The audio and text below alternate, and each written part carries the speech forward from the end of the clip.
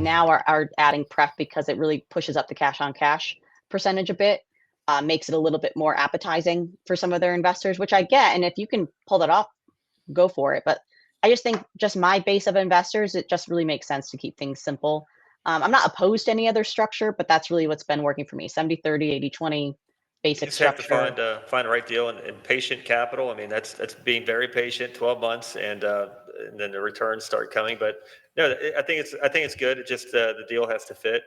Mhm. On the seller finance component, did you all bring 25% of the equity? Did it bring 50% equity?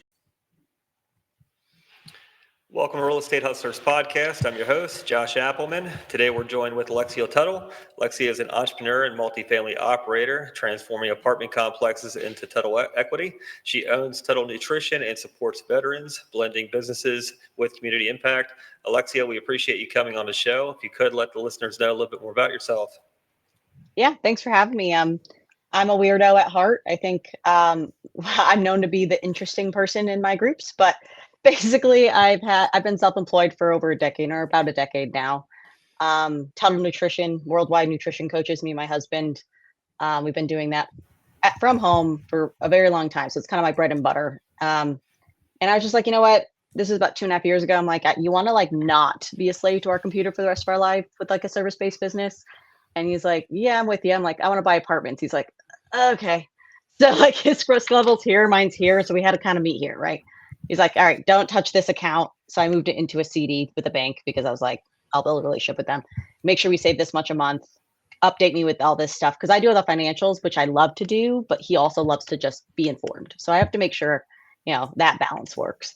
But so we started doing that, had a few fumbles in the beginning, which I'll kind of explain a little bit of because I've been through the ringer a bit with this business. We also have a water enhancer product called Drink More.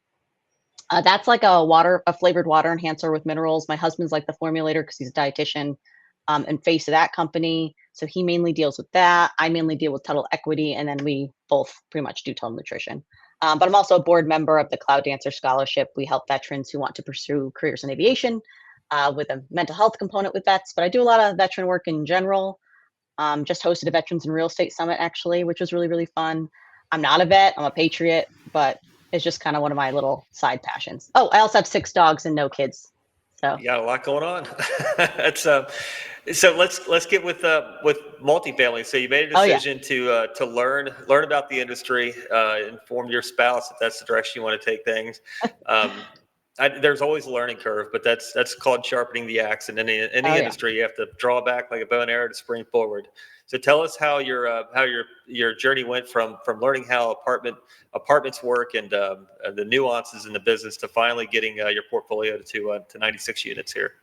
Yeah, I mean, it was definitely pretty tough, but I think what really helped was being self-employed and understanding how to just make stuff happen from the get-go. I'm pretty good at ignoring how I feel if I'm, imposter syndrome, or if you're feeling like, you shouldn't do it, or that those nerves, right? But as long as I feel like I have a sense of control on what's happening, I feel better. So I actually first started a week after I talked to him about it. I went to like a guru based type of conference. And that first year, I think I went to at least 8, 9, 10 of them, something like that. Mostly guru focused. The best ones are like Old Capital because you meet everybody at those. Definitely one of the better ones here in Dallas. And sorry, I have something in my eye. But anyways, so I went to that conference, met a lot of good people, kept going to all the different ones. Noticed I was probably one of the only females, which is kind of funny. I was like, okay, this is interesting. But I was just kind of completely myself. And I think that's how I end up realizing I'm really good at the networking aspect and talking to people. And it was just pretty easy for me with that. But I really thought I'd be better at the asset management role. So, and that was in the beginning. You kind of don't know what you're going to fall into. Like you have to learn every single aspect and then figure out what you're going to be 80/20 on, right? They say 80% you're going to master on one of the topics, then 20% you have to know, but you assign to your team in that sense. And I think that's actually kind of important. So I learned underwriting for a solid 8 months prior to like actually jumping in. And those 8 months, I did walk deals. My first deal, I walked in heels and like full ass. I was like, I'm never doing this again. I'm a jean girl and I'm just gonna be myself. So don't do that. But I realized you have to know what you don't know, right? I grew up in apartments, dirt poor. I don't know a water heater or a roof is good. I'm like, shit. I just know how to make things happen or, progress, right? So I started inviting a guy to walk them with me because I was like, he's a construction guy. Please tell me what I don't know. So I think a big part of this too, as you're learning, is you're gonna resonate with certain aspects of this business more than others, and I think that's where you're gonna lean on it, and then you're gonna have to rely on other people for the rest, which is very, very difficult when you're a control freak like myself. I can be reasoned with, but that's just who I am. Uh, but yeah, so I went to that. I had 2 deals under contract by that fall. So, and that was a total of 100 units, one in North Carolina, one in North Georgia. And those deals, long story short, we were assuming a Freddie loan, which I was kind of the main person in organizing all those, which definitely made me realize how much of a pain in the ass it is to assume a Freddie loan. Besides the point, but you guys can understand that aspect. We had a lot You of got to GPs. qualify. They go through the Yeah. experience and all Oh my the due gosh, diligence yeah. for sure. Yeah, and it's just like they just go through hoops. You have to redo forms constantly, and you have to stay organized somehow. So I had to create a system with that. I love creating systems and efficiencies, and or fixing the efficiencies. And what happened was I trusted and verify those partners, and the deals eventually end up falling through. I pulled my investors out last second because I was like, something's not equaling. I'm going to listen to my gut, and I was like, I'm done. So we lost our earnest money on that deal because the guy was kind of signing it away without us actually realizing it, and nothing we can do at that point. Uh, that was a tough one. What were you The gonna say? the broker was assigning the deal away, or what? No, so one of the main GPs that was in contact with everybody, like doing the deal negotiations, was doing that. And then we didn't realize, and then we assigned, what he signed, we assigned it to the LLC, which we just signed. And then after that, we recognized it. And that's when you lose your money. So you're like, shit. So Wow. like we did have an email where we're like, hey, we'll all be liable for the funds, or the risk capital involved in the deal. Everybody confirm. So we had it in an email confirm. But like, I would suggest actually having a contract, or do what I do now and hire an ex FBI PI agent, private investigator, who basically does my vetting a lot with people. And then I also do a bit more myself now. But you live and you learn on that people, because again, or that concept, because it is a people business. You have to trust people, and you're dealing with people who trust you with their money and your own money. And at that point, I was like, oh, okay, I need be a bit more careful, or at least listen to my gut a bit more and do the due diligence aspect of it. Not just on the deal, but on the people.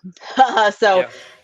Yeah. That's that was the first there's different experience. circles for sure. There's but yeah, trust but verify is it's crucial. You're dealing with with large amounts of money and a lot of trust, and trust is built on performance.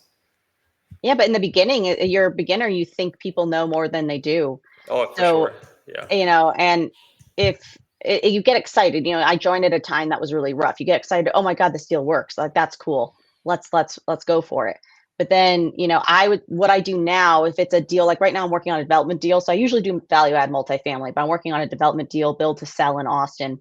And that's definitely out of my wheelhouse. It's more of a gray area. So I have sent it so far to 2 different people, one, an who also kind of buys himself, and then another one, a multifamily guy who does development. I was like, hey guys, like, review it, tear it apart. We're gonna have a meeting with the team, and I did put the team together. So, my buddies found it, and then I kind of added people to the team that I felt like would fit. Um, but basically, I was just like, tear this deal apart. Let's go through it. I want to know your take to see what we're missing, what we're overlooking. Because again, if you don't know something, find the person that you definitely can trust that have done it to review it. And most people will. Like, they want to see good people do good things. And I offer to pay for their time too, because I'm not a jackass, and I do believe time is valuable. So I'm like, let me pay for your time, or in general, let me provide value to you somehow down the line, or what kind of connections you need to make, or how can I help you. And I think that's when you find more of the good people doing the things. You know what I Yeah. mean? Yeah, and there's an alignment of interest on the GP front where everyone brings in those key elements, things that the project needs in order to be successful. And finding those key partners is the tough part, and then making sure that they've got a track record that isn't just on paper, and you can Yeah. verify it. Like, I'll trust people that are newer, as long as, in general, they have a background that makes sense. Their values align, their integrity is there. Because again, this is a long-term game. This is not a short-term one deal thing where, oh, I screwed over my investors, whatever. Like, no, that's not how this works. Your reputation's more than one deal.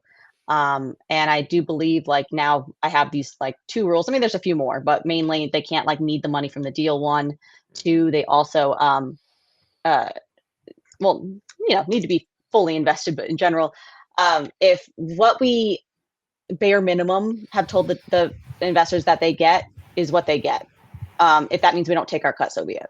So like I do believe in the long-term play of apartment investing versus it being cutthroat, stepping over people. It's just not how you do business in general. Yeah, no, there's definitely your ethics and integrity for sure. That's it's got to be in alignment. Hmm. When did you find your first deal, and how did you come across it? How did you structure it? So you've got 96 units now. So tell us about your first deal. Well, I mean, I had those deals go all the way through and then, backed out. So those are technically my firsts, but not fully done. Um, the 20 unit was my first. That one was just found because I started a monthly commercial real estate meetup. Like my strong suits are building communities and networking and doing that. And I was like, you know what? There's not something in Fort Worth. Everything's on the Dallas side. Let me make something happen in Fort Worth. And I partnered with a broker and another GP. Now that other GP is the one that is my second biggest mistake. And that's a fun story. And $20,000 of legal fees later, we are having him buy me and my buddy out of the 20 unit deal because he kind of screwed us over in it. Long story short, basically, he's the reason why I hire a PI now because he lied about everything. And I am like kind of an anti slumlord in a sense where I do believe you can run an apartment lean but not be an asshole, which some people are not like that. And I'm working with the city a lot at this point too. Don't trust government, but the city does want better people buying. So right, so I'm working with them to buy more now too. But that deal, I already knew I didn't want any of my investors in it because I didn't fully trust this guy, but I stayed in it because of my buddy, who was also had all the risk capital in there and everything like that. I was like, yeah, I'll stay in it because two's better than one, and we can possibly make this deal actually work. I'll do sweat equity. I'm not doing anything because again, I didn't trust him. I'm not putting any of my people near him. And it turned out to be true. He's kind of a Ponzi scheme guy, borrows from someone to pay somebody else off. And through this whole ordeal, after we closed, I just found out so much more. And then I had people contacting me that are really high up in this business, like, oh, he screwed me over too. He screwed me over too. I'm like, oh my God. And we all became friends. Because if you're the same guy screws you over, you become friends. It's What it's a kind of interesting. terrible run in with people. Yeah, and it's funny because I usually am such a good read on them, but the first, you get caught up in sometimes certain things, and now I never have those run-ins anymore because I know better, and now I actually know the good teams, the good people that are in the DFW area in general. But yeah, and I just knew it. I just wanted to be there for my buddy, who I was just like, you know what, like I got you. Um, and Well, we and there's gurus in the business that seek novice investors and seek yeah. the ill-informed people and they prey on them. So there's definitely the sharks out there that are just Yeah. looking for the newbies to capitalize on them. So it's Yeah, I unfortunate. It's was the way it fighting is. in a way. He's not a guru by any chance, but he's a smooth talker. And it's funny because as soon as I found out his true colors at my meetups, I hired a cop, and I was like, "Don't let this guy in." I was like making sure, like, Huh. don't let anybody do business with him. And I think that I've been in it a few years now. Like, a lot of people are finding out the good people, and we're all kind of mingling. Not really heavy on rumors, but you talk to the person that it happened to, and you kind of get the true stories, and then you kind of just know who to stay away from and who you should probably build a relationship with. And I think we're in a good spot now where I pretty much can have a good understanding of who's who in the industry in a way. But yeah, the 76 unit I just closed on as well. That's with a really great team. They don't care to be like your big name owner operators. They just really care about, doing the right thing. Like they suck at social media, which is hilarious because I think that's kind of good. They have humility. I kind of was able to, yeah, I rose money for it, but I also am asset management aspect of it. So I'm able to have, hands-on approach a bit, which is fun, learning a lot more from them and how they run deals. And I, went to their other deals that are local. I, did really good due diligence with them. and just solid people that you get along with, that you share values with. You know what I So mean? That you feel. 76 units. How do you all find it? Tell us about the deal. It was a seller. So I actually, before that one, I found this deal up in Denton, I believe it was, or Decatur. I get confused with those two. Don't ask me. It's a thing. Uh, I'm not from Texas originally, by the way, so I still get confused with towns. So I found a deal with that. And I was like, hey, do you want to possibly be on this one with me? And it was that guy who I wanted him to KP on that deal. And then I was working on another 43 unit in Fort Worth as well. And he knew, we went to lunch. He knew how I worked, and he really wanted to do a deal with me. But those deals, we got outbid and they just didn't go through. So he found this one and he's like, hey, you've been trying to work with me. I definitely think that we should work together. You want to join me on this deal? I was like, sure. So basically it was through his connection of knowing the owner. All right. And the owner is like a guy in his 80s from California who basically, it's an operational play, basically not paying attention to it, or he's just trusting the wrong people, because maintenance wise, the deal looks good, but operations wise, it was in the dumps. It was 70% occupied when all the comps were over 90. It makes no sense. So I think he makes more. He's holding the note. So it's seller finance 5.5%. He makes more from our payment than he did on the property owning So, it. seller finance. So tell us how that deal is structured, what Simple, the yeah. terms are. Simple, 5.5 for 5 years, seller financed. But we also, with our investors, 70-30 split. I don't really do pref much, if at all, That's to be smart. honest, if any of the ways. I like things really simple, especially because a lot of my investors are first time. If I make them way too complicated, it's just not going to work out.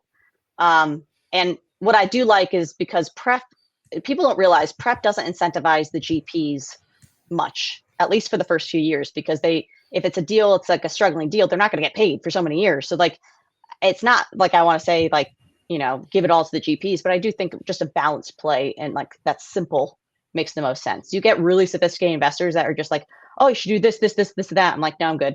Like, we're just going to keep it simple, buddy. I'm like, you could find a deal with that, but I'm not doing it. Well, there's every deal has its nuances too. I mean, if you're going in to value add and you have an investor come in and putting 100 grand in, and And they want that. you don't see the stabilized cash flows out until 12 months, I mean, is what they're going to put in. Is there an Exactly. accruing factor in there? And we're not giving out anything until 12 months in, because we have to restabilize the property. Yeah. So it does make sense on that play. I think a lot of people right now are adding pref because it really pushes up the cash on cash percentage a bit, makes it a little bit more appetizing for some of their investors, which I get. And if you can pull that off, go for it. But I just think just my base of investors, it just really makes sense to keep things simple. I'm not opposed to any other structure, but that's really what's been working for me. 70-30, 80-20. Basic You just structure. have to find the right deal and patient capital. I mean, that's being very patient, 12 months, and then the returns start coming. But no, I think it's good. It just the deal has to fit. On the seller finance component, did you all bring 25% of the equity? Did it bring 50% equity? What was the seller? What were they wanting? 25. Okay, all right, that's it. Yeah, And then so what was the purchase price? Not gonna say, just because it's over 8 million. Okay. I was advised not to, I guess, because of Texas. I don't know.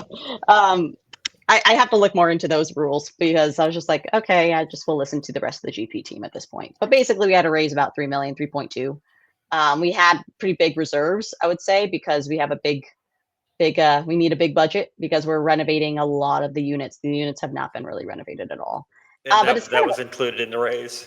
Yes, correct. Okay, So we got had it. about, like, I don't know, 750, 800 in reserves plus CapEx budget all in one. And then we put our taxes in a separate CD that comes out right before we have to pay the taxes. So that's how we did the tax aspect of it. Again, Texas, you have to always fight for it too. But yeah, we had a big budget on that. Right now, I'm working on rebranding the property. Hopefully by the end of quarter four, we'll have the new name up, the new designs starting, the painting starting, just to, spruce up the property a bit. We're not painting the red brick, it's red brick. New shutters, new trim. They have like really nice carports that you'd see in like class A's, and they're not even charging for them and things like that. I'm like, interesting. Nice. But yeah, we're Are kind of you all finalizing a lot of the managing? design aspects. Did you get third party, or are you all No, managing so as well? it's in-house property management. The team that I'm with, Daniel Twito and Tanga, they have a good in-house property management system going. It's definitely like I think the toughest part is finding the right people for the right jobs. Like we're having a really tough time finding maintenance people that Mhm. like will do what they say and show up and get it done. I Yeah. think that a lot of people have that issue. They're like, oh, just pay them well. I'm like, we're paying them well. Like I don't know. I think it's just finding the right person for that job, which is tough. But again, I think we're figuring that one out. And then he's also with the in-house property management. We have the new property manager there. Because beforehand, the old owner barely had anyone at the property, mind you. This is why it wasn't getting leased up at all. And we just hired like a regional director to oversee the individual property managers. And I only have one deal with this team. We're working on another one. Um, but they have a lot of deals in the pipe. I'm like, right now, I think I have more deals than I have funds. That's like my issue, I which think is like that's a lot of people's everyone's. issue. Yeah, I mean, you can certainly go out shopping, and then you gotta play the game. Constantly need to Hmm. deploy But like, capital. would you rather be in a bunch of deals minusculely or like in a bigger part? You know what I mean? Like, yeah, I could be part of this 200 unit that you're doing right now, but I just did a deal and then I have this other development deal going on. It's like, it's almost like, yeah, it'd be great to be in all these deals, but at this point, I just want to make sure that I'm making the right decisions and not trying to grow too fast. Like with Tuttle Nutrition, I just grew as it naturally grew with the business, and we grew like 250% a year the first 5 years. And I'm like, okay, just riding the wave, right? Yeah, yeah. I think it just depends on your vision. You got to write it down, see where you want to be in the 3 and the 5, and then of course your capacity and how you can leverage your abilities to make sure that Well, keeps my vision's cascading pretty out. high. My vision, because of where I want to be, it's pretty up there. But again, it's like I don't want to just jump into everything, every opportunity, because I, Yeah, you I can't I do that. will, but it just doesn't make sense for, I don't know, what the pace that I'm trying to go. Yeah, you gotta. I mean, well, that's real estate. You got to be extremely patient. Make sure that it's the right deals because you buy one wrong deal and it can definitely set you back for sure. But if Yeah, you're I if agree you're with that. truly the owner, the operator, and you're able to put the pedal to the metal and make it perform, that's the difference. Besides relying on third party operations in front of you, and you're hoping that they would do what you would do. So that there is a huge difference there. And that's why Um, I think people are having issues with property management third parties, because like when you get under 70 units, you have a really tough time with them because usually they're growing companies or they're ones that have been doing more single homes that are trying to get into multifamily. So there is a bunch of that. Plus, the one I hired on the other property, I was just finding all these fees that just didn't make any sense. Like, I really like when things are really transparent and they reconcile. And I'm like, why are we doing this fee for everybody? This makes no sense. Like, it just, that's the tough part, I think. Yeah, and it's another business that has to stay in business at the property's expense. So if you're It's hard to vertically make it integrated, profitable. you're renovating, you're managing, and you're managing your own properties, you can distribute that cost through multiple properties and become lean and efficient. It's just another way of I think growing out your portfolio, growing as a business, just synonymously. But so tell us about some of the things that we know you've learned from people mistakes. What are some of the other things you would have done differently now that you've closed this property? Uh, Probably would have done better with my CRM from the beginning. You meet so many people so quick. And I had like a really basic way of doing things, and then it just seemed a little overwhelming. I was like, and then I did an Excel sheet, but I would make sure that you write like where you met them, notes about them. Oh, they have two kids in college. Oh, they like to invest in Kansas City. Like those things that just like remember. And then because now I have Smart Syndicator, which is like a go high level type form. Brandon Wong's my friend, he's veteran buddy who had kind of created that, and it's for syndicators in a sense, but it's so much more helpful because of all the businesses and all I do. I can tag people a certain way. The marketing, the campaign aspect of it is really nice. But I would say a better CRM process in the beginning.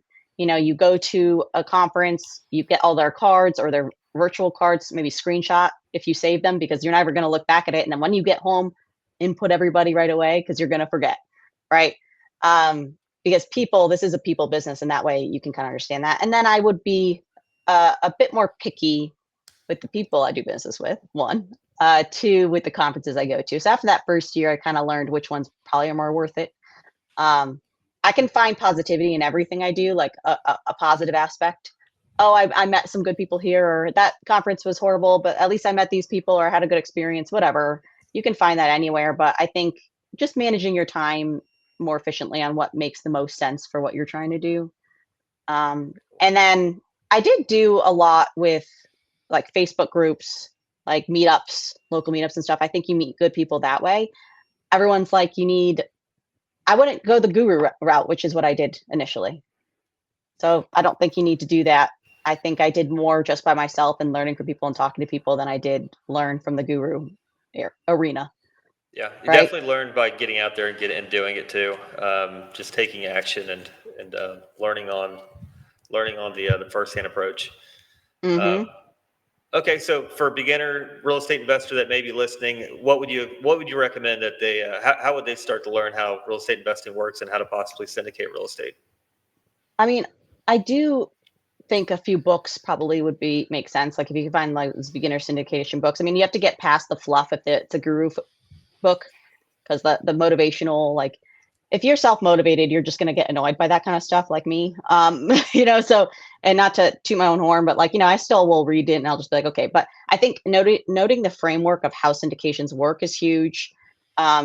Keeping, up to date with just how the process works. So you're not, going in blind. I think a lot of people I know that are newer can jump in and just start walking deals without even knowing how a process of buying a multifamily value add works.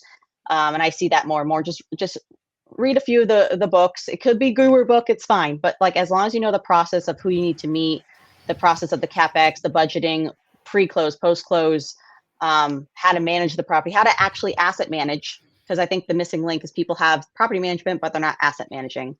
So I think that's a missing link. But yeah, read a few books, go to a few conferences locally. You don't have to spend a bunch of money. Go to a few local meetups, find them on Facebook groups, find them on Meetup, find them on Eventbrite, and then just start meeting those people and having those conversations. Very cool. Do you have any specific books to recommend? I mean, Brandon Turner's stuff is pretty good. Um, I mean, I don't mind Michael Blanc's real estate investing. I think that does kind of show the framework, but again, he is a guru. But I think that book does kind of give you the basics of how it works. Um, but that I would just start with those simple books, then kind of branch from there. But again, I'm not a huge book person when it comes to these things, so that's just what I did, and then I just jumped to the conferences and then learned from there. Okay, cool. If somebody wants to reach out, learn more about yourself, possibly invest alongside with you, how can they reach out? Well, because of all my bullshit, because I'm crazy and can't be bored, TuttleBrands.com is like a landing page of all my stuff. So you can go there. But TuttleEquity.com, I'm Alexia Tuttle. I'm pretty much Facebook, Instagram, everything you can find. But yeah, it's pretty easy to find me. And there's only like one Alexia, I think, in Fort Worth, or Alexia Tuttle in Fort Worth at this point. So Very cool. Well, sounds like you've got a long journey ahead of you, and definitely look forward to following you. And congratulations to your success so far. So very cool stuff, and definitely appreciate the nuggets you've given away. yeah, I appreciate it. I didn't even make any horrible jokes that will get you canceled. You're welcome. All good. We appreciate your time, and we'll talk soon. Thank you. Thanks, Josh.